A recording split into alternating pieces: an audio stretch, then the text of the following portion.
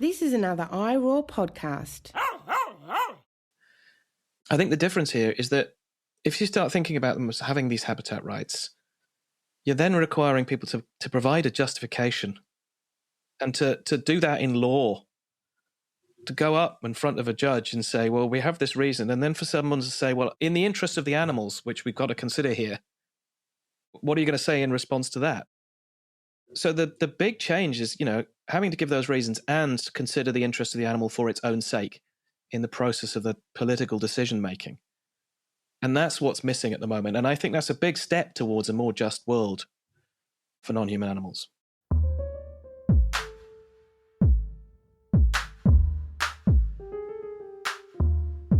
Welcome back to The Animal Turn, everyone. This is season 6. We're focusing in on animals and politics. And in today's episode, we're going to try and tackle two concepts. The one is moral imagination, and the other is habitat rights. And while I'm not sure that we got as in depth with these concepts as I'd hoped for, I think that the episode gives a really good introduction to these concepts. And I think that they have an interesting relationship with one another. I really do think moral imagination is important for kind of creating and crafting some of these hopefully future rights that Steve Cooke is speaking about, such as habitat rights. It's a really interesting conversation and I hope you enjoy. But before we get into it, a little bit about Steve Cooke. He's an associate professor of political theory at the University of Leicester. He works on justice and non-human animals and in the ethics of protest and activism. His main interests are in what a just society for human and non-human animals might look like and the ethics of different ways of achieving it. He also very recently, published a book called What Are Animal Rights For? With Bristol University Press. Make sure to go and check that out. All right, but that's it. Enjoy.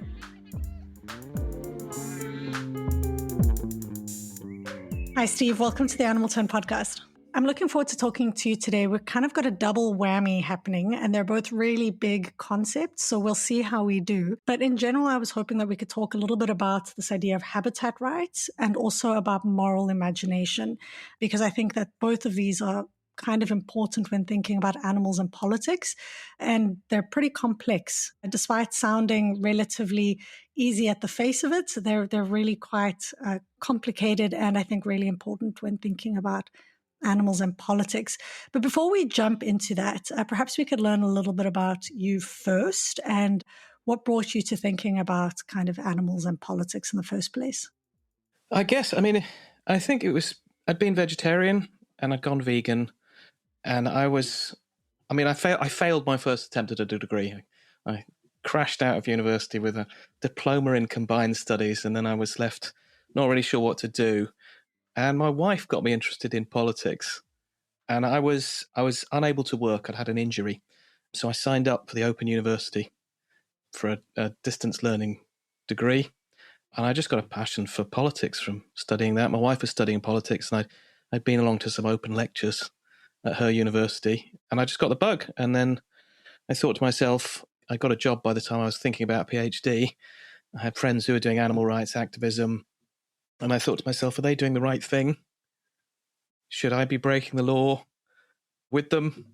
And I wasn't really sure about the answer. So I just finished an MA in human rights that I was doing at the same time as I was working. And I wrote a PhD proposal over a couple of lunch breaks on the ethics of breaking the law in defense of non-human animals, sent it in, got accepted, and I haven't looked back since.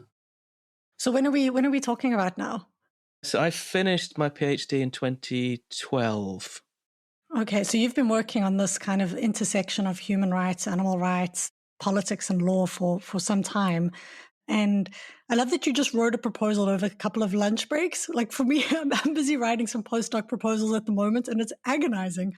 Well, I had a really great tutor, Kimberly Brownlee, who ran a module on human rights, on the philosophy of rights.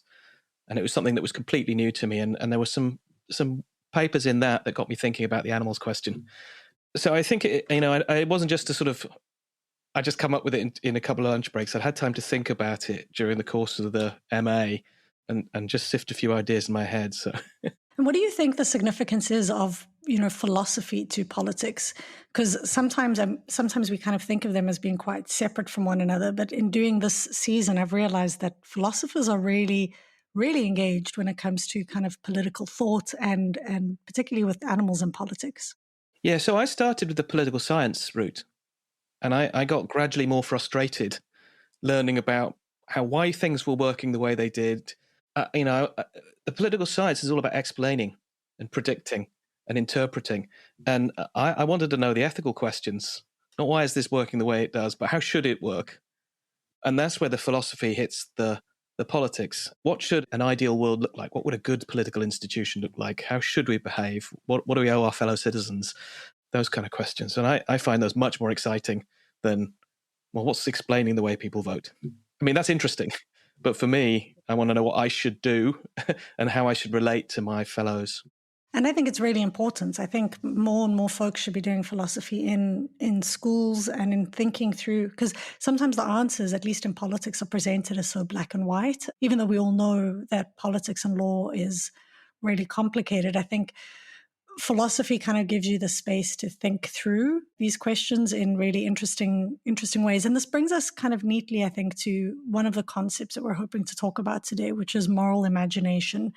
In reading your paper called Imagined Utopias, Animals' Rights and the Moral Imagination, in reading this paper, I was immediately struck, I think, by the significance and importance of the arts and humanities to thinking about politics. And that seemed to me to be the main point of that paper, was to say, this kind of social thought is really significant to the political sphere. But I think when it comes to animals, social thought is so often cast aside. It's not really considered when it comes to animals. I think kind of conservation scientists tend to take the foreground. Or am I completely delusional? I mean, I think the question for me is because I'm interested in what the best kind of world would look like. Right? How should we relate to non-human animals? What would that world appear like? And that's the question of imagination. And imagination is really central to all of our moral thinking. Right? When we're thinking about whether we praise someone or whether we blame them for what they've done, we think about what could they have done differently? And that requires us to exercise our imagination, to imagine the different scenarios that they could choose between. So this is a question of how we think about the possible future, and that's necessary for us to make moral progress. If we want the world to get better, we have to imagine something different. We have to be able to imagine something different, and that's where I think the arts and humanities can come in. They can help us improve our skills at imagining, and they can help us get better at describing those other possible worlds.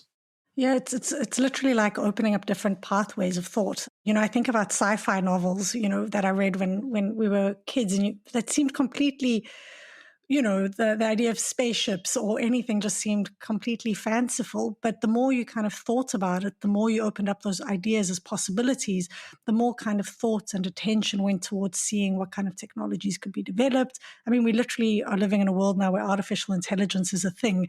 Like we've created spaces and ideas because we imagined them to some extent. Yeah, I mean, even classics that we love, like Star Trek. Right, there's imagining a world where everyone has enough. There's no shortages. If you want food, you just press a button and the machine makes whatever you want. What kind of social structures would we have where we have that superabundance of goods and people can just have their needs met? What kind of leisure activities would we do? How do we find meaning in our lives?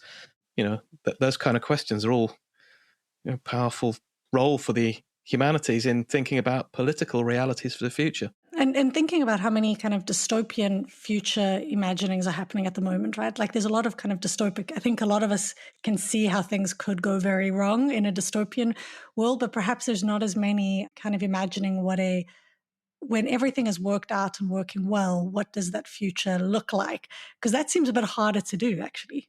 Yeah, there've been a few attempts at that in the in environmental and ecological literature, particularly in the sort of feminist literature on those future possible worlds. But I think we like dystopia more when we're reading this. There's a thing called the negativity bias, where negative, shocking things attract our attention better than nice things.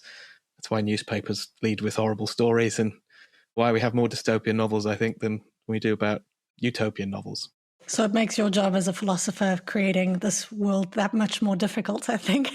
Like there's literally a built-in bias to not appreciate things that are trying to work and trying to create kind of a moral imagining. So I think moral imagination, though, is speaking to something slightly different than maybe what we're talking about with Star Wars and stuff here. What do you mean when you say moral imagination?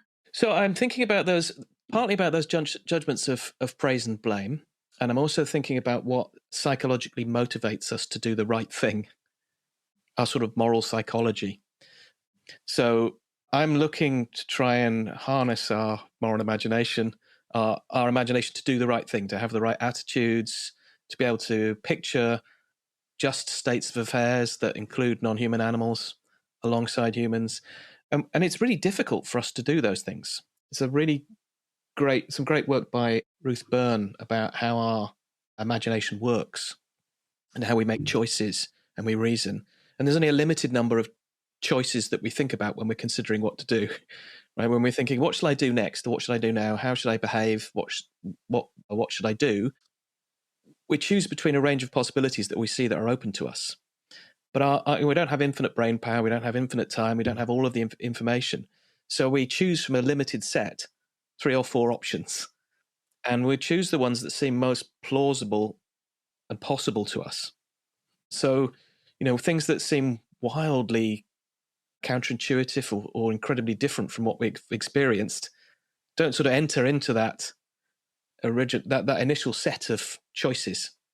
So I think part of the role of the philosopher and people working in other arts and humanities in animal studies is to provide people with pictures about the future that they can see as morally good and that seem, plausible, possible, that aren't too scary and too different, then we can make progress towards them gradually. So when you're thinking about, I spoke to Josh not too long ago about the idea of justice, and he explained kind of quite well the idea of ideal theory, and that you're working with trying to, if I've got it correctly, you're working with kind of how can we create this idealized world, or it's an ideal theory in that if everything went according to plan, this is maybe what it would look like. And then that gives us something to compare our current world to. Mm-hmm.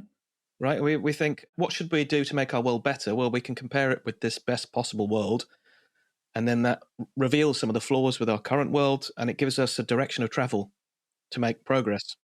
So it's literally the steps we could take. If we, for example, to make this a bit more tangible, if we think that animals deserve to have choices over their own lives and where and how they move and what they do, that would be an ideal theory.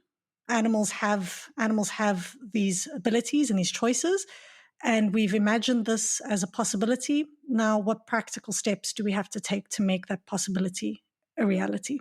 Yeah, and that's where the realm of the non-ideal theory is. What do I do in the current world to make the future world more like this ideal?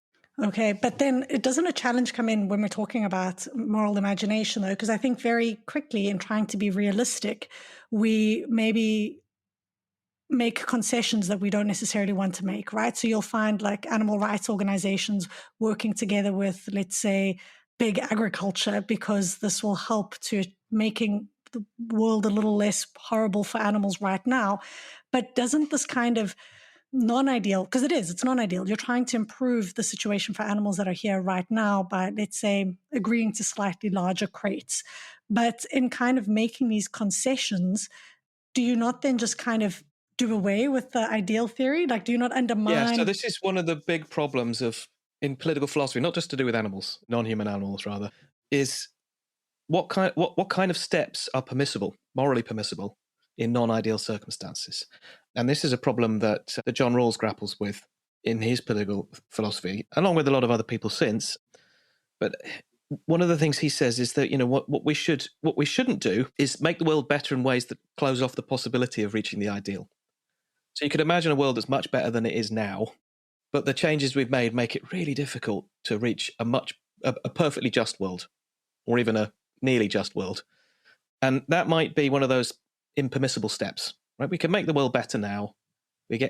Everyone's a little happier. Non-human animals have better lives, but we've normalized very exploitative practice and made it difficult for anyone else or for other people to achieve steps towards justice. So In creating, I suppose, permissible steps or trying to create permissible steps, we need to have ideas of what those are or are not. So I kind of view that this is the work that people like you and Angie Pepper and Josh Milburn are kind of doing, and that you're creating ideas for the rest of us to kind of think with. You're not saying that this is the way to do it, but is this where moral imagination is? Is your Yeah, so part of it is painting the picture of what a just world would look like, what kind of institutions we would have, what kind of laws would be in place, what sort of rights non-human animals should have, what kind of attitudes we ought to have towards them. Part of it's that, and then there's the sort of the stage of what sort of actions are we morally permitted to do to reach that. And then there's a sort of another strand of thinking about the kind of concepts that we use. So the concepts that we use in moral philosophy, and our everyday talk about morality, are words like rights, like citizenship, sovereignty, autonomy, all of these moral concepts. And many of those they don't fit very well when we talk about non-human animals. When you talk about a person, people struggle to think of a non-human animal as a person. They struggle to think of them as a rights bearer. And then part of the work I think that philosophers can do is show that those concepts will also fit. Which ones can fit well? Which ones can't fit well? How can we include non-human animals in our moral vocabulary? And that can help as well. And I mean, I draw from thinking about the idea of moral progress from people like Michelle Moody Adams, Martha Nussbaum, Iris Murdoch, who talk about moral progress as a coming to appreciate what was already in front of us, right? We should be able to perceive how we ought to act, but we fail to. People didn't see women as having full personhood and being rights bearers, and they should have. And thanks to the work of women, men came round to the idea, right? They started to perceive that differently. And I think that's the same in the case of non-human animals. We can say, look, I know the idea of a right or the idea of citizenship, that can include more than human, because you can see those concepts working. It becomes easier to imagine it. And then that makes progress more possible. Well, I mean, I guess because the first thing you'll say is if you're speaking to someone, I think animals should have rights and I think they should be considered persons. Maybe one of the first questions someone will say to you is how. And I think if you don't have well, maybe let me put it to you, how? Like, what tools are in our toolbox to kind of start thinking about animals in these politically important ways? Well, so very often the strategy that animal rights theorists have taken is to say, well, look, many of the problems that you think apply to non-human animals and including them in our standard moral terms, like rights, like citizenship, like ownership, they apply to all sorts of humans too. And we've managed to apply them in human contexts. We've managed to ascribe rights to children, even though they aren't fully autonomous. We've managed to make corporations persons in law. And there are rivers, right? Aren't there some rivers that are persons now? Yeah, rivers, mountains. We've managed to give those. We found legal ways with trustees and wards and guardians to have people act on their behalf and to give them legal rights. If it can be done for a McDonald's, why can't it be done for a chimpanzee? And do you think that this is just purely a lack of moral imagination of putting animals in kind of a significant way in our thinking about politics? I mean, I'm foreshadow this and say, I think to an extent, yes. I think people just sometimes you talk to them and I just haven't thought of it like that before. I think that foregrounding this sort of stuff as well makes people consider it, right? People make a lot of effort. They go to great lengths to avoid thinking too hard about our relationship with non-human animals. And if you force them, you make it difficult for them to avoid those forms of rationalization or willful ignorance, then it's harder for them to do the wrong thing. Right. Maybe if we bring it back to kind of property rights here. So we've got this idea of moral imagination that perhaps if we had more kind of vocabulary or an imagination of a future world where animals were taken more seriously or treated more politically correctly, that if we have that kind of imagination in our minds, we could possibly move towards that world. But maybe we can talk a little bit about kind of habitat rights as a way to maybe frame what we're thinking about. What are habitat rights? Right. So I think my approach to thinking about animal rights is to think about them in terms of the interests that animals have. And the really strong, important, vital interests. What are they, and how could they be protected? And there are many animals for whom having a decent habitat to live in is necessary for them to live any kind of good life. For some, it's necessary for them to live full stop, right? Without a specific kind of very niche habitat, they can't survive. So if those animals have a right to life, and I think many of them do, then they probably have a right to the conditions that enable them to live as well. And that might ground something like a habitat right. So there are other animals that just can't live good lives. And I use the example of orangutans, right? They range over vast territories. They use their vegetation and the wildlife in their territory in all sorts of ways to enjoy themselves, and in different ways depending on the group of orangutans, the culture of orangutans. And they just can't live as good lives if they don't have that habitat. There's plenty of research. Zookeepers will make use of it. They try and make zoos as much like a primate's original habitat as possible, because primates don't enjoy living in conditions that are wildly different from their habitat. So that creates an interest in the habitat. And I think the strength of that interest can ground a right. And that means that, we should allow them and not interfere with them when they're in that habitat, right? We should protect it for their sakes. We have duties not to destroy it.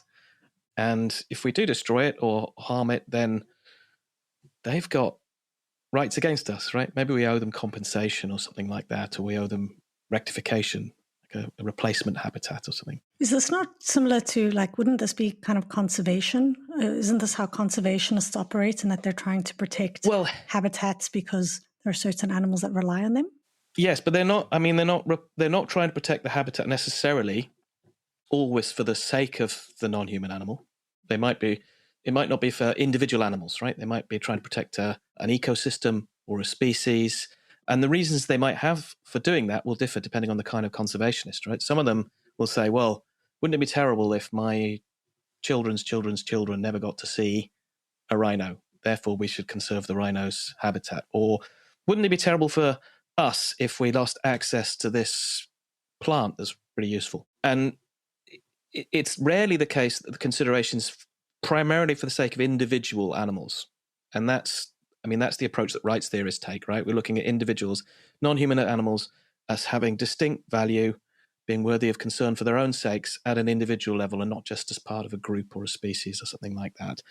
And the kind of protections that a conservationist might arrange are going to be easy to sacrifice. We find that, very commonly, right? You have a conservation area and a government wants to just build a road or something. They can do that. And it's because those animals don't have rights, right? It's a clash of, human interests versus animal interests. We've got rights, they don't. We can override them. So you don't see conservationists talking about it in terms of the rights that individual creatures have for their own sakes. And that's the difference. I think rights are very powerful. They're the sorts of considerations that trump other things. So if you've got a clash between a right and something else, right, the right tends to win out. It's morally more important. So the classic example is if you were looking at a welfare system and you had a choice between meeting people's rights and ensuring people's rights are met and an efficiency, it's better to have an inefficient system that protects people's rights than an efficient one that tramples over their rights. So there's a moral consideration, a right, trumping a non-moral consideration, efficiency. So if animals have rights, then those can't be just sacrificed for things like expediency and efficiency and economic benefit. Of course, we kind of see, though, that even though humans have human rights, the Universal Declaration of Human Rights, you've still got numerous instances of rights existing, but their rights being kind of curtailed in pursuit of exactly what you're talking about here, efficiency. And sometimes legal systems help to even aid in that efficiency. So, but this isn't the question I wanted to get at. I think that's I think you are probably painfully aware, as all the listeners are aware, that rights exist, but it doesn't, just because they exist doesn't mean that they're always enforced well.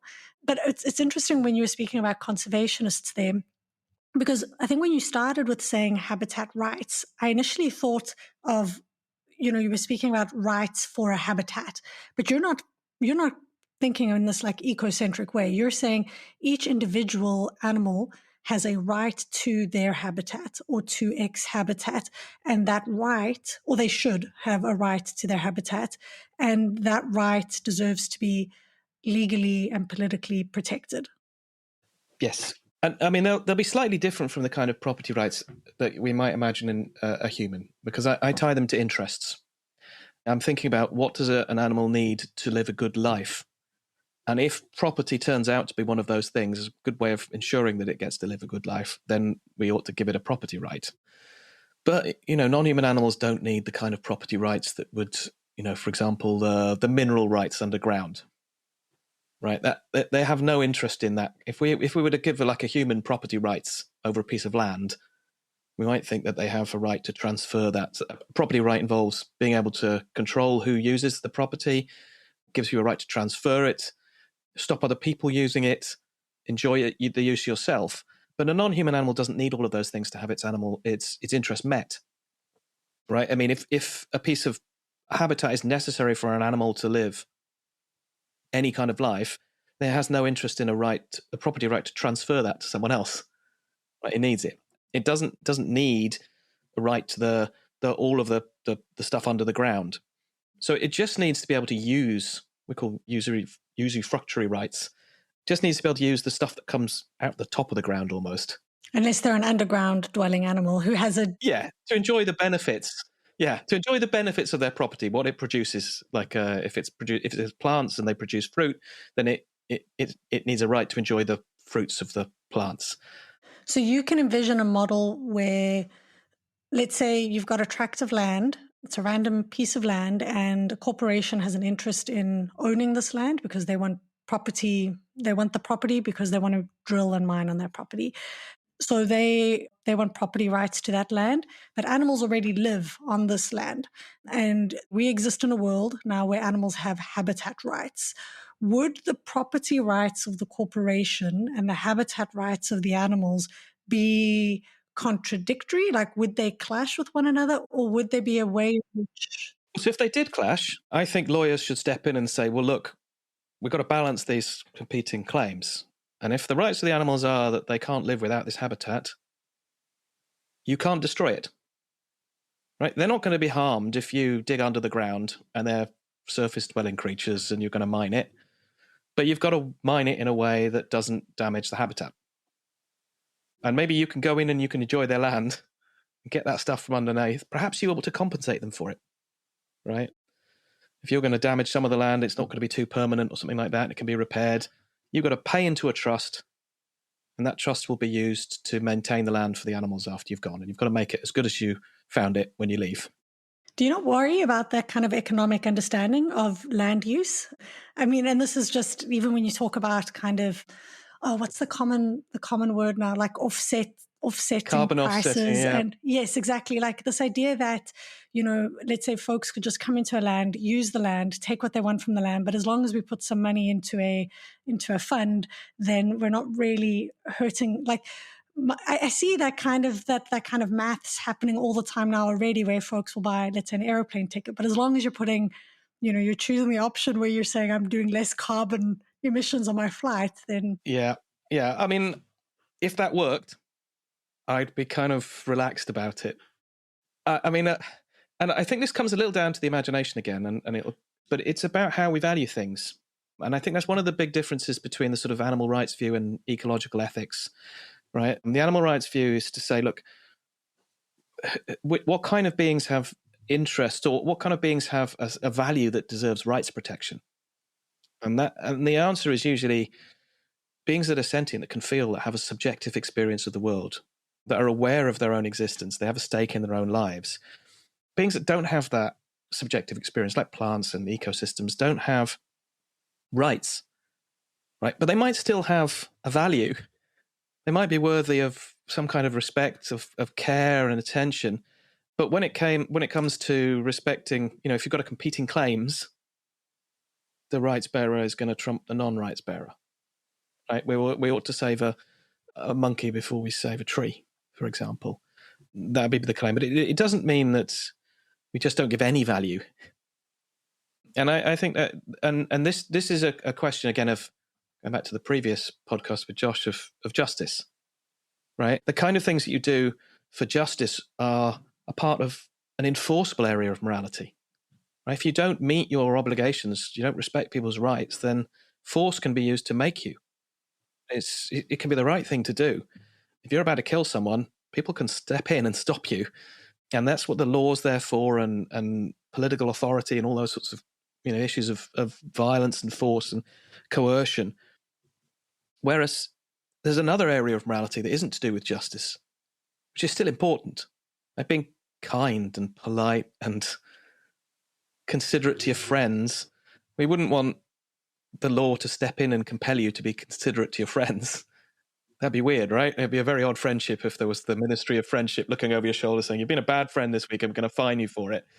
So I think how we relate to the environment is a lot of that, is because there are two reasons we ought to care for the environment, right? One is because it has some value, and it's the sort of thing a good person ought to do. And good people don't go around just trashing beautiful things for fun, right? But the main reason is because lots of sentient beings with rights depend upon it to live good lives. And those aren't just humans. There's loads of creatures that just can't enjoy life without good habitat. And that's why we ought to protect it, primarily. That's exactly right. So, I think what I was trying to get at with my kind of random idea of this plot of land is the idea that there are a whole host of sentient animals that are reliant on this land, right? So not so much an ecocentric view as much as there's a whole host, a whole community that rely on this land in a variety of ways, and tampering with that land or going in with massive machinery might disrupt their way of life and might disrupt the habitats on which they rely in ways we can't necessarily foresee. And I think that for me is sometimes we go in with our knowledge, our existing knowledge, and say, oh, this will be perfectly safe. As long as we do X, Y, and Z, no one's going to get hurt. And then we go in and we do it. And 10 years later, we're like, oh, we didn't foresee, this. And again, now I know I'm entering the dystopian realm, and I'm just saying, like, maybe we should not. What would happen if we left alone those habitats, right? And is there a scope for realizing that in focusing on the habitat, the broader habitats, and saying leave it alone, you're actually protecting the rights of many more other individuals? Or do you still think it's always best to start with the individual and scale up? Yeah, no, I think the individual is what matters most. But I agree that we often ought to take a precautionary principle. We ought to think, well, what's the worst thing that could happen? Using our imagination again. If it's, if we make a terrible mistake and we wipe out a whole load of animals, that's really awful for those animals. What's the benefit to us, right? It's not going to be that we're not going to achieve a benefit sufficient to offset a mass rights violation, for example. So I'm with you on the precautionary principle. I don't think we should just wade in all the time. I think we ought to be very careful. But there are going to be cases where we can make reasonable predictions. A precautionary principle doesn't mean just, well, even the most wildly implausible thing is enough to stop us acting. We have to have a balance of probabilities. We've got to act reasonably, just as we would in human cases. Does something like habitat rights exist yet? Because you said property rights wouldn't quite work for animals. Conservation law is not really doing as it intends for those individual animals. Does something like habitat rights exist? No, it doesn't. I wish it did. I would like to see legal bodies with enforcement powers, legal powers to say this is a protected area of land and you can't mess with it without considering the interests of animals, without coming to us as the guardians of these creatures and putting your case forward and demonstrating to us that the deal you're proposing is good for the non-human animals that live there. And do you imagine that these habitat rights would follow the animals or stay with the habitat? So obviously many animals are quite migratory. They move between a whole host of environments, across nation borders. Would those habitat rights, the same as kind of my right to not be harmed, follows me, it sticks to me? I don't know if that's an actual right. I'm just assuming there's probably a more legal way of saying that, but my right to not be harmed sticks with me. Would an animal's right to habitat stick with them? So I see the habitat rights as protecting an animal's interest primarily in life and in flourishing. And so, there are animals that don't need a specific habitat. They can exist across a variety of habitats. Right? They're not going to gain the same sort of rights. There are some animals that you just can't move without them dying. Right? They're going to have a habitat right. There are others that need a specific habitat, but you could potentially recreate that somewhere else. Right? So, maybe there's a really important good that we can secure. We can only secure it if we build a motorway through some ponds where some rare newts live, and we can just build a set of almost identical ponds, and the newts will be just as happy 500 meters to the left.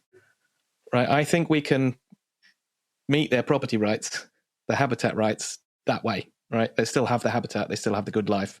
Do you not think that we're perhaps creating one of those unfortunate steps, though, where we're allowing, the idea that we can just pick up and move communities or individuals based on what we think? And I hear you. So there's a good that might be good for us for whatever reason. And that's what we've been doing all this time is we want something or we see something, we think it'll be for the betterment of our societies. And we build things. And sometimes we relocate animals, and conservationists relocate animals all the time. But doesn't that neglect sometimes the idea that these animals also have social cultural worlds? They have connections to that specific place, even if they could live in pigeons can live in a variety of cities around the world. But to take a pigeon who lives in New York and just to dump them all of a sudden in San Francisco, that's a different city for that pigeon. That pigeon has undergone something rather traumatic to be just relocated. And this idea that a species just moved would be okay. Yeah, well, I think it will depend, right? There are different kinds of... some animals have very strong connections. They've got quite sophisticated mental lives. They have relationships. They're territory, they alter it, they use it, they shape it in all sorts of ways, and they probably matter to them. They make it their own. So I think those ones would be a harder case, but there are going to be many kinds of animals that just probably don't care. I think the difference here is that if you start thinking about them as having these habitat rights, you're then requiring people to provide a justification, and to do that in law, to go up in front of a judge and say, well, we have this reason, and then for someone to say, well, in the interest of the animals, which we've got to consider here, what are you going to say in response to that? So the big change is, having to give those reasons and consider the interest of the animal for its own sake in the process of the political decision-making.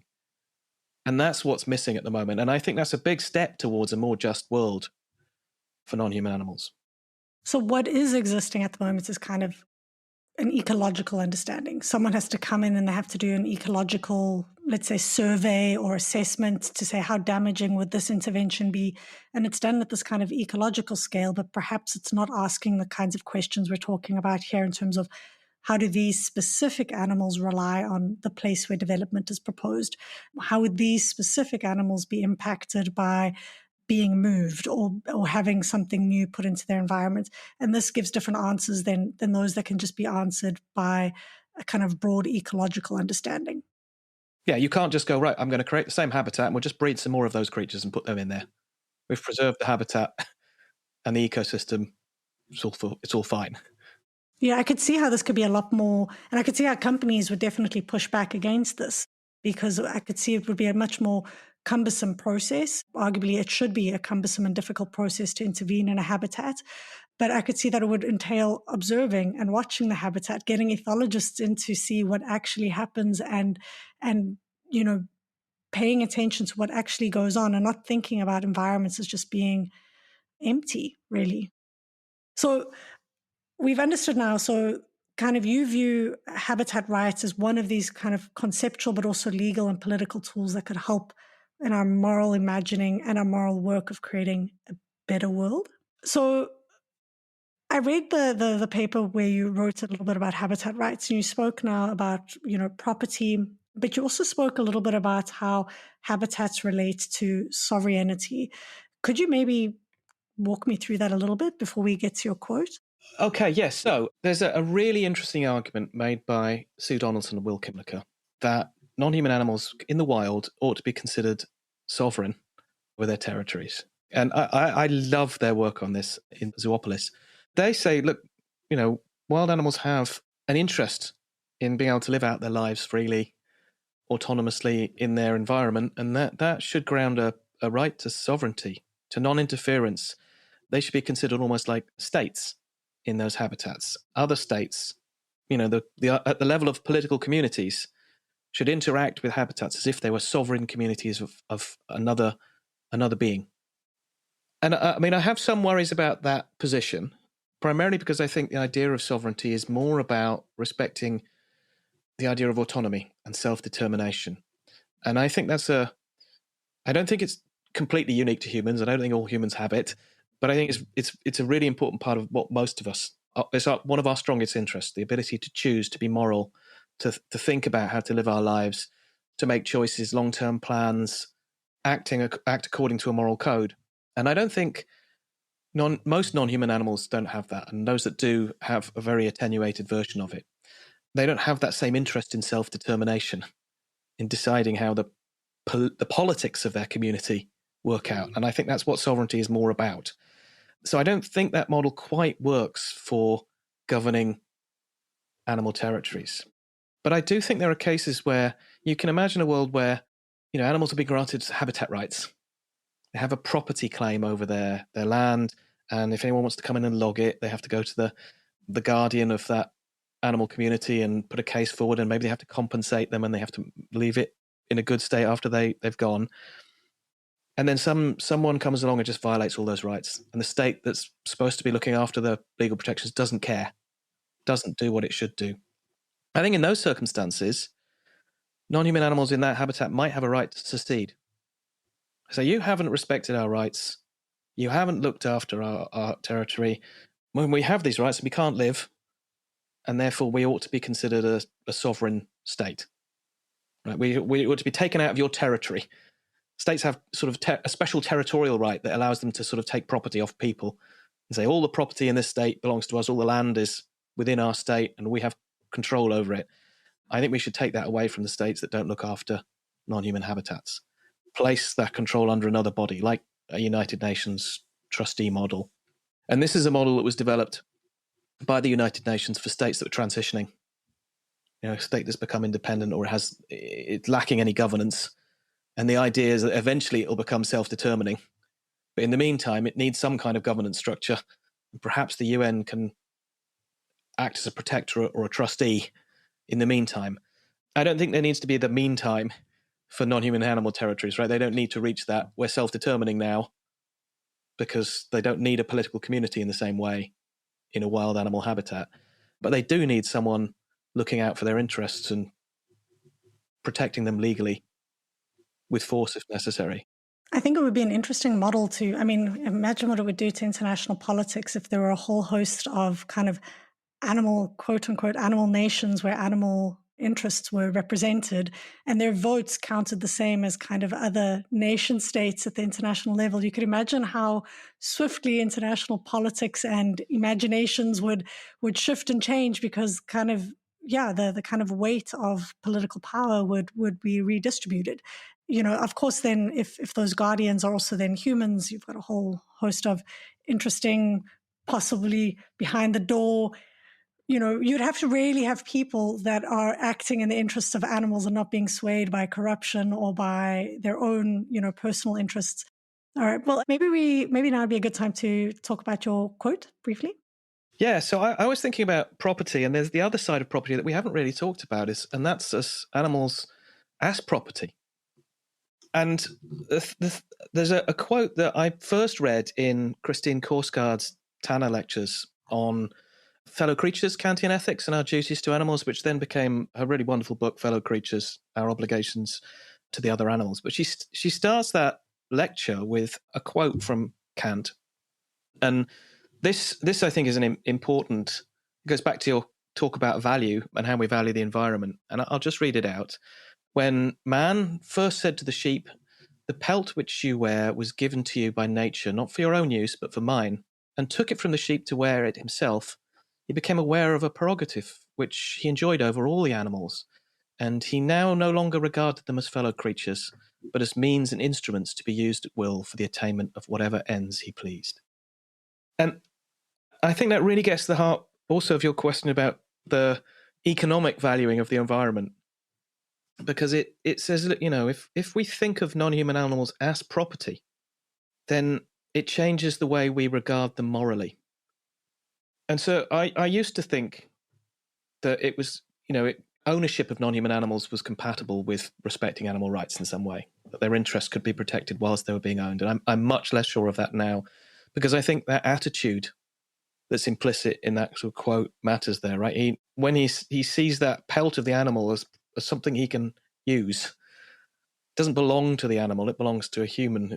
They're just now a thing to be used. And it's a shift of the way we regard others. And I think one of the problems, I think, about how we imagine animal rights relies upon, or has something missing from it in a lot of animal rights scholarship.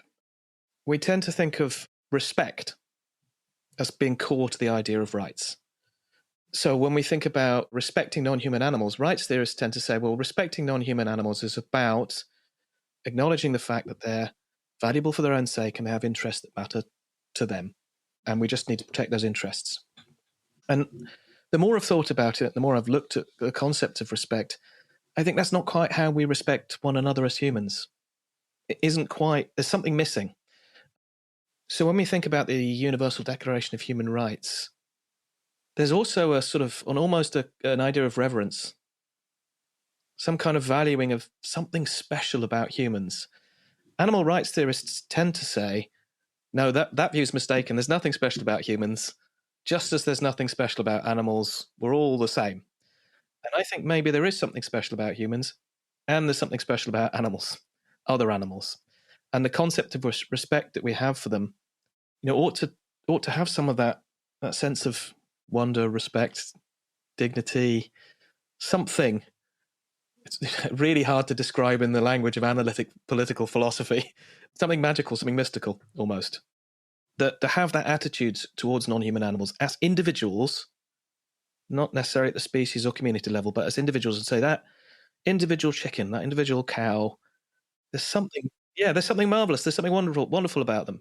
And I think that quote from Kant reveals that when you strip out that viewing something as wondrous, it makes it easier to imagine them as just things, resources. And I guess it's the same for the environment to some degree. So I think we can't just talk in terms of morality as rights and justice, but I think character and attitudes and those kind of things matter. How we regard someone it's different. If you pay your taxes because you're frightened of being sent to jail, it's different from you pay your taxes because you want other people who haven't got as much as you to live good lives, right? In both cases, we're respecting other people's rights, but they've got a very different moral quality to them. I agree. And I like that framing of moral quality, because the lens you wear when you do something, as you say, you can have exactly the same action being done, but the lens that you wear when doing that action changes the kind of significance, I think, of the action in some way, and also not only the significance of the action, but possibly even the significance of the action for those involved. I know that I've shared the story on the podcast before, but when I went vegan myself, I didn't really see animals as animals. It was an odd kind of thing. Like, I didn't want to be part of this big machine that's violent and hurts animals. So I was like, I'm stepping away. I'm not going to participate. And I remember very clearly a distinct moment walking past a fish in a tank in Korea and realizing, wow, this is that fish's whole, like, this is their life. This is their world. This is their experience. And it still gets me now because it's a very different view. I think in that moment, I started to see the complexity of who was involved in this kind of, it wasn't about their environment or anything. It was that fish, that particular fish experiencing really just unbelievable violence and hurt and pain that was going to end awfully for them. And kind of seeing that versus comparing myself to a year ago where I would have just walked past and all I would have seen was a fish. And that's a very different kind of seeing, really. Yeah, it's just like an acknowledgement that this is a being with an individual, subjective life that matters for its own sake. And I think that's one of the things that's got a real strength of the rights approach, right? The rights approach, it's not everything, but it is really focused on individual beings that matter for their own sakes. And I think that's why I'm an animal rights theorist and not an ecological theorist or an eco-ethicist. Yeah, I know that there's a lot of folks that are uncomfortable with the rights framework. I still need to. I don't know. I mean, I think it's primarily because of the kind of history of colonization and Western rights. But I'm not well versed enough to put forward this critique. Well, I think one of the reasons is also comes from the sort of the complaint from Karl Marx and that sort of Marxist approach to say rights are about preserving property relationships. They're about preserving dominant power relationships. And I think there's a difference between what they ought to be for and how they're used. I think marking out what really is the minimal moral standard that we ought to live according to is what rights are for. Right? This is the minimum. In order for anyone to live a decent life, they have to have their life protected. They have to be able to have shelter and food and medicine, and they have to have a degree of freedom, and they have to be able to maintain relationships with one another. And the other complaint is that rights are very antagonistic because they're about claims against other people, or they provoke individualism. And I think all of those are kind of misguided. Because you can't have a right outside of a political community. You can't have it operationalized. You can't have it in legal force. They're all about how we regulate our relationships when things go wrong, about what we owe to one another as a minimum standard. They're not supposed to be, we just need rights and that's the whole of life. And it would be lovely to not live in a world where we needed them, where we're all perfectly good individuals and we had a superabundance of goods and everyone could have what they want. Yeah. Or a communist utopia, right? But we don't have those things. We don't have everyone having the same interests, and I don't think we ever will. We don't have a superabundance of goods yet. It'd be lovely if we did. And people aren't perfect. So we need some way of thinking about claims and in cases of some kind of degree of scarcity where people are competing for things. And we need a minimum moral standard, and that's what rights are for. That's really wonderfully said, beautifully said. If habitat rights were to be added to this kind of, menu of rights that we have available to us and that animals have available to them, because I would assume that some humans would also have claims to particular habitat rights. Some human groups definitely have specific kind of environmental attachments. But if habitat rights, so now distinct animals have habitat rights, they rely on these habitats to live and to thrive. Would this only come into play? Earlier on, I put forward kind of a corporation coming into an environment that's impacting specific animals' habitat rights. What would happen in the case of, let's say, conflict between different animals?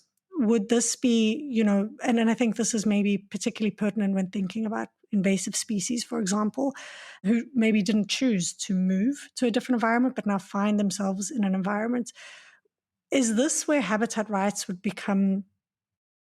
I mean, I could see how it could be employed in really interesting ways in trying to think about the rights of, let's say, indigenous or native species and an invasive species.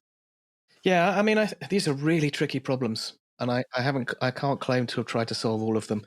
But I mean, you might think, let's say we have someone whose job it is to act as the trustee, the ward over this habitat, and an invasive species comes in.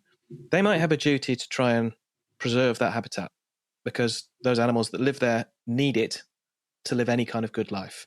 Perhaps those animals that come in don't need it. Maybe they could go and eat somewhere else. Then you can see how a ward might have a duty to try and carry out measures to attract those animals to somewhere else.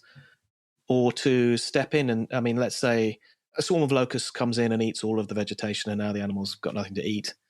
The ward might use the resources that they've granted. Perhaps they've rented out the land to some people to chop some logs down or do some mineral mining or something like that. They could use those resources to then provide emergency food relief or something like that to the existing population.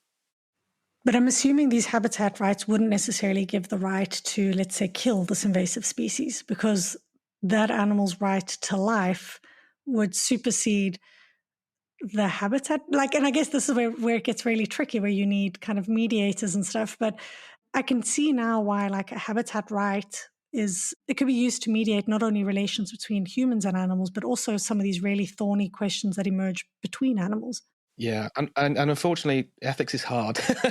so, so solving these kind of problems has to be done almost on a case-by-case basis, and it needs careful thought, careful consideration. I mean, we do the same for humans, though. We do, when we've got legal claims that are interfering with each other, we do legal balancing between the competing rights. We think about the strength of a claim, the importance of particular rights. Some rights are likely to carry more weight than others. Right, so I have a right to bodily integrity, and someone else has a right to life, but they're not necessarily always equal. Right, it's worse for someone to be killed than for me to lose my thumb. Those kind of balancing acts can be done, but yeah, they're not easy, and it isn't always going to be possible to solve those cases. It might be cases where a trustee says this is an irresolvable problem. There's no good solution. We're just going to try and get the least worst. But at the very least, habitat rights would give us the space to talk about it as an existing problem and to give us the language to think through it. Whereas now I think far too often, I mean, it's not to say that I think these issues, particularly with invasive species, I think there are a lot of people doing a lot of this hard work. But the idea that there's this thing that's attached to all animals, that when they are in your territory or a specific territory, they have it. It's part of, it follows them, that it makes any action more complicated. And I think that the slowing down of these actions is possibly a good thing, because the speed with which we, I think, there's a biosecurity threat and there's a new virus. So let's just, kill off all the wild ducks in this area. I think if they had rights, that just wouldn't be an option. Yeah, you can't. You have to try the non-murderous options first. You have to think. I mean, maybe we have a right to self-defense, but that has to be a last resort. Killing has to be the last resort, not the first resort.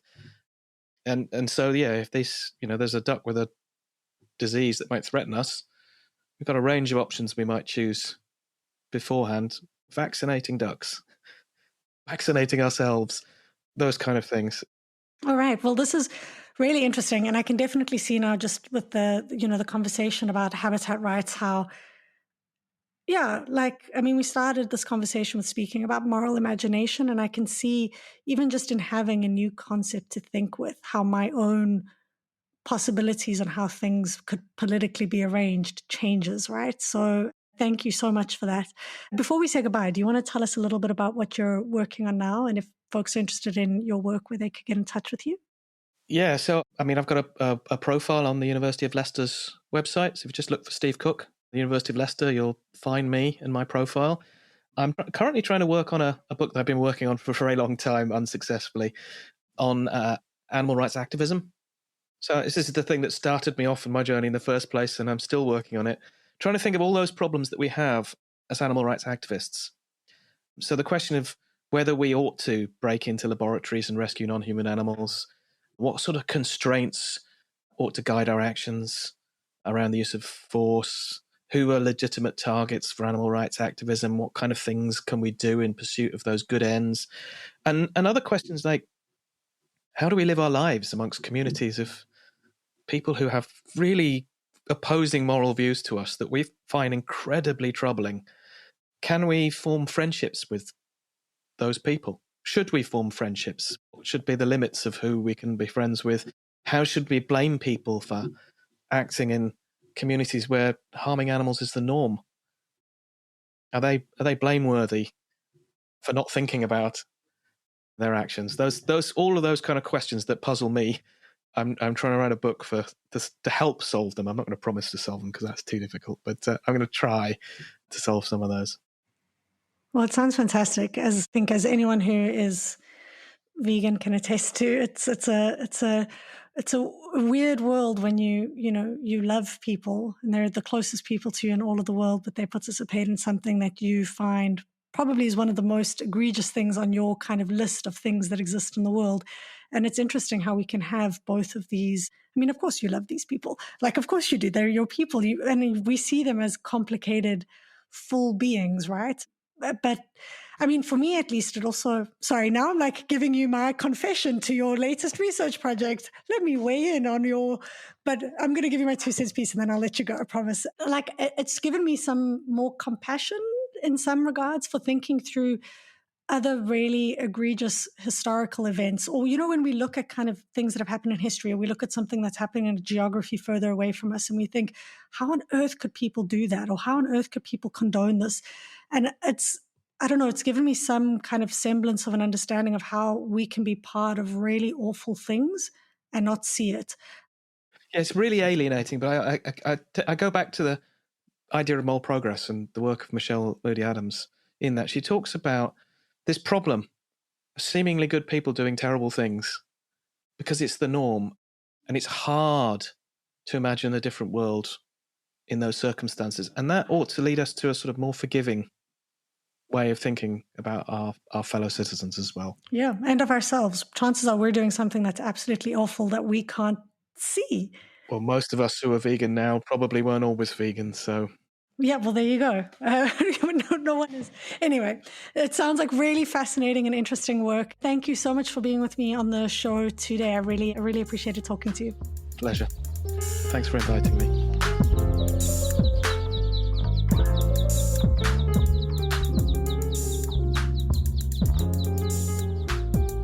Hi, Virginia. Welcome back to the Animal Highlight. Hi, good to be back here. Thank you. I know that you've got a really interesting animal for us to speak about today, so I'm looking forward to jumping into it. But you've been really busy lately. You've been going to all sorts of conferences and stuff. I don't know how you do it. I'm not sure I'd recommend it, but I did have a fantastic time at Uncommon Worlds 3 in Oulu in Finland last week. Oh, the week before. I'm losing track of time. So that was a great chance to meet people talking about animal studies. Yeah, it's incredible. I was also at a conference about 2 weeks ago on veterinary ethics, and I think it's always interesting. And that conference was really quite great because for the first time, I wasn't presenting, so it was nice to actually just attend and listen to what other folks were saying. But it's really lovely to have you back on the show, and I'm looking forward to your animal highlights. So, who are we focusing on today? Well, this is actually going to focus on. I really enjoyed writing this one. Or thinking about this one. It's a red-tailed hawk called Pale-Male, and I found out about him actually from reading Hal Herzog's book, Some We Love, Some We Eat, Some We Hate. I've probably got those in the wrong order, but that's what we're talking about. So I shall get started. In this episode of The Animal Turn, Steve Cooke was saying that people should recognise animals as individuals worthy of concern for their own sake. This is important to upholding their rights rather than simply thinking of them as members of groups or species worthy of concern. When we recognise animals as individual beings who matter for their own sake, we recognise that they can and indeed should have rights, including habitat rights. Your conversation with Steve got me thinking about a red-tailed hawk in New York City known as Pale-Male. Pale-Male has an interesting story. He was recognised in the city as an individual worthy of concern and who had a claim to his urban space. Before telling you about Pale-Male, let me tell you a little bit about red-tailed hawks. Red-tailed hawks are one of the largest and commonest birds of prey in North America. They're somewhere between the size of a crow and a goose, weighing between 1 and 1.5 kilograms, and with a wingspan of over a metre. They have a really distinctive, long, rasping call, and films often mistakenly use this when they're showing bald eagles. Red-tailed hawks are generalists and opportunists, and this makes them capable of adapting to almost any habitat, which is why these apex predators can thrive in urban settings. Pale-Male did exactly that in New York City. Pale-Male, so named for his light colouring, was first seen as a young hawk in Central Park in 1991. And he went about setting up a nest on the ledge of a fancy apartment building that bordered the park. His distinctive colouring and his choice of nest site made him easily recognisable to the human inhabitants of the city. Interest in Pale-Male started with the bird enthusiasts who watched him, the other red-tailed hawks, and the other birds in and near Central Park. But because of the unusual location of his nest, interest in Pale-Male spread beyond dedicated bird watchers, and other people in the city started to pay attention to him, taking an interest in him as an individual, as Pale-Male, not as a red-tailed hawk. We don't often practice this kind of individualisation with wild or liminal animals. People might have thought of pale male as just another one of the red-tailed hawks and other birds who live in Central Park, or they might just have thought of him as a red-tailed hawk more generally. But they didn't. They thought of him as pale male. And pale male became something of a celebrity. He was the subject of hundreds of newspaper articles, 3 books, and an award-winning documentary called The Legend of Pale Male. A lot of this interest was because of where pale male had built his nest. It wasn't just that he'd built his nest on an apartment building rather than in a tree in Central Park.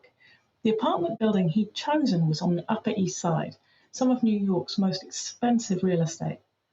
And the building, like many others, was covered in anti-bird spikes, which were intended to stop birds roosting and nesting on them. As pale male proved, this kind of hostile architecture doesn't necessarily work. In fact, other birds have even started building their nests from anti-bird spikes. At first, people left pale male's nest alone, but in 2004, it and the anti-bird spikes, which had accommodated rather than deterred it, were removed. Perhaps because people had recognised pale male as an individual, they were intensely concerned for his welfare. Residents of the building and New Yorkers generally rallied in protest at the removal, calling it heartless and demanding that the nest be reinstated. And this brings us really well to what Steve was saying in your conversation. Steve suggests that both humans and animals need to have their interests respected to live a good life. And if animals need habitats to live a good life, then they should have rights to those habitats. Pale male needed his nest to live a good life, to fulfil his potential to hatch and rear chicks. Red-tailed hawks like pale male use the same nest with the same partner for many years. Red-tailed hawks have impressive courtship rituals, which involve the male flying high and then plummeting down to the female. Sometimes the pair of birds will lock talons in mid-air and spiral towards the ground before pulling up and then perching to preen each other. So when his nest was removed, pale male's ability or his right to raise chicks was violated. And because we can think of his nest as his property, we could also say that his property rights had been violated. He had habitat rights and property rights, even if his habitat was somewhere different from what we might expect, and even if his property was somewhat different from what we might expect. In response to the protests, and rather ironically, the anti-bird spikes that had enabled pale male to build his nest in the first place were reinstalled. He and his mate Lola quickly rebuilt their nest. Unfortunately, though, the pair were unsuccessful in hatching eggs. One theory is that the way the new nest was built around and among the new anti-bird spikes might have prevented the hawks from being able to turn their eggs during the incubation period, meaning that the chicks didn't grow to hatch. It's not certain that this was the case, but that's the theory, and some of the spikes were removed. Sadly, despite this, pale male and Lola never succeeded in hatching any eggs together after their original nest was removed. After Lola's death in 2010, however, pale male found new mates and did successfully hatch chicks in the rebuilt nest, fathering over 30 chicks during his lifetime. When he died in 2023, pale male was thought to be 33. This is very old for a red-tailed hawk. The average lifespan of wild red-tailed hawks is 6 or 7, although others have been recorded as living into their late 20s. Over the course of his long life, pale male captured the imagination of New Yorkers and made them think seriously about how humans can live alongside other species in cities. Most recent data suggests that there are about 15 pairs of red-tailed hawks nesting in Manhattan, and the population continues to grow. Wow, what an incredible story. I think it is fascinating how people get attached to particular individuals. And I think individuals help to, even let's say you have an animal who escapes from a slaughterhouse truck or who's found running, through a city. Somehow people get attached to that particular animal. There's something about recognizing an individual's story that really helps people to, I think, empathize and notice that something has gone awry, right? What do you think? Do you think pale male did live to be 33? I know that this is a bone of some contention. Oh yeah, this is something that I didn't actually manage to fit in there, but people are surprised that this one bird could have lived so long. I mean, it's not impossible, but it is unlikely. So they think maybe what happened was there was actually more than one hawk who had the same distinctive colouring, who kept using, or so more than one hawk were using the same nest, and people just assumed it was the same hawk all along. I mean, I like to think it was one bird. And I think that's what people like to think. We like to believe in this one bird coming to the same nest and living a really long time and forming a relationship with people, or people forming a relationship with it, or him rather. And you're right, it is important the way that one individual animal can kind of open our eyes to things that we manage to keep our eyes closed to when we just think about animals as groups or collectives.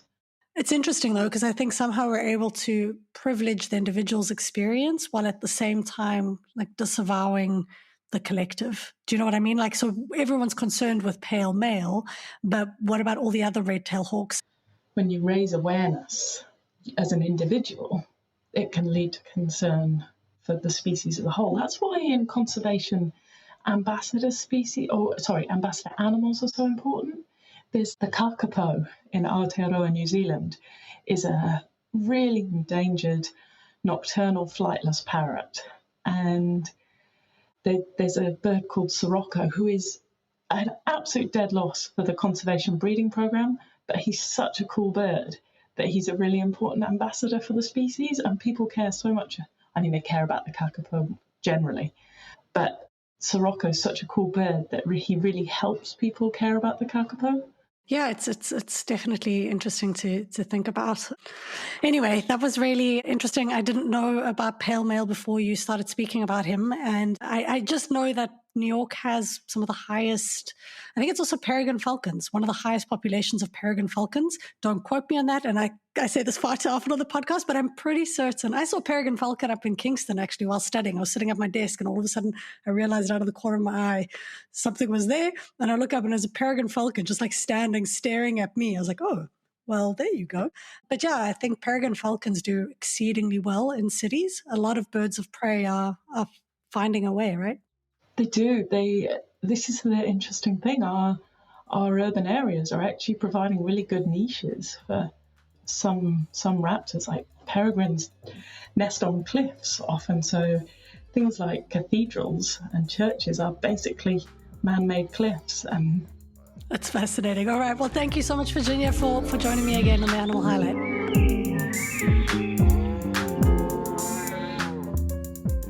Thank you, as always, to Animals in Philosophy, Politics, Law and Ethics, A.P.P.L.E, for sponsoring this podcast, to Jeremy John for the logo, and Gordon Clark for the bed music. Thank you to Christian Mentz for editing this episode. Thank you also goes to Virginia Thomas for her work on the Animal Highlight. This is The Animal Turn with me, Claudia Hurtenfelder.